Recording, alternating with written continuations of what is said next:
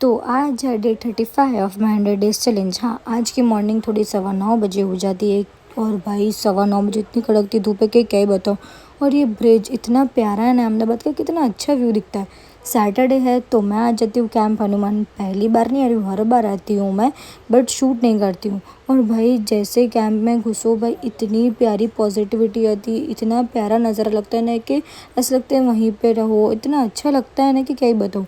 और हनुमान जी के दर्शन इतने अच्छे हुए थे, मैंने बैठ कर चालीसा कर ली, हनुमान जी की ब्लेसिंग्स लेके प्रसाद लेके मैं बाहर की ओर निकल रही थी कि यहाँ पे देखो इतने सारे बंदर। और आज था सैटरडे तो हनुमान जी तो दर्शन देने ऑब्वियसली आएंगे ही हमको। फिर क्या मस्त गर्मा गर्म नाश्ता लेके मैं घर चली जाती और हमारा लंच ही स्किप हो जाता। और मैं भाई जो घोड़े बेच के सो गई थी नाश्ता करने के बाद कि क्या ही बताऊँ। मुझे काम से बाहर जाना था इसलिए मुझे उठना पड़ा, तो चलो रेडी होके निकलते हैं। हाँ, मैं आ गई थी ओल्ड सिटी शॉपिंग करने के लिए।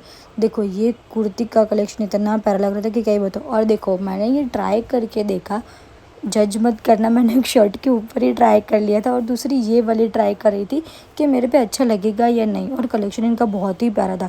सेकंड शॉप की ओर निकल जाते हैं उनके देखने के लिए कि कैसा कलेक्शन हो। भाई गर्मी इतनी थी कि मैंने वहाँ पे पिया था नींबू शरबत, सिर पे से इतना आराम मिला ना। और मैं पहुँच जाती हूँ वॉलेट की शॉप पे क्योंकि पापा का कल बर्थडे है तो उनके लिए गिफ्ट लेना था मुझे।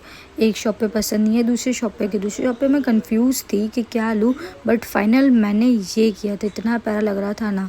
फिर क्या 4 बज गए तो इतनी तड़कती भूख लगी थी कि हम साउथ इंडियन खाने गए थे। तो भाई देखो कितना टेम्पटिंग लग रहा है ये डोसा।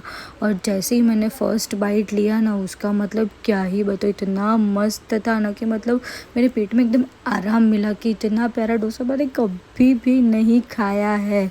फिर क्या मैं आ गई थी पियर्सिंग करने। नहीं, मैं नहीं, मेरे फ्रेंड्स ने मुझे करवा के दी थी। और भाई मेरा रिएक्शन तुम देख सकते हो यहाँ पे। भाई वो शॉपकीपर वाले भैया डर गए थे और दूसरे पियर्सिंग में वो मुझे से ध्यान भटका रहे थे कि मैं क्या करूँ।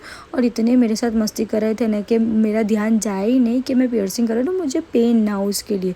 वो भी मुझसे बात करते, मैं भी उससे बात कर रही थी और मुझे बोल रहे थे कि मैं व्लॉग शूट करती हूँ ये वगैरह। तो बोले कि आप पोस्ट करोगे ऐसा करके, ध्यान भटका, पता भी नहीं चला।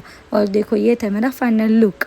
और फिर पापा बोलते हैं कि वॉफल खाने चलेगी और नेकी और पूछ हो सकता है क्या। और क्या रात को मुझे बना था एक रेस्टोरेंट का बिल। पापा मुझे 15 दिन से बोले थे मुझे डांट नहीं खानी थी, मना तो नहीं कर सकते, बनाना तो पड़ेगा, मुझे ऑप्शन नहीं है। इसी के साथ आज का व्लॉग करते हैं यही एंड।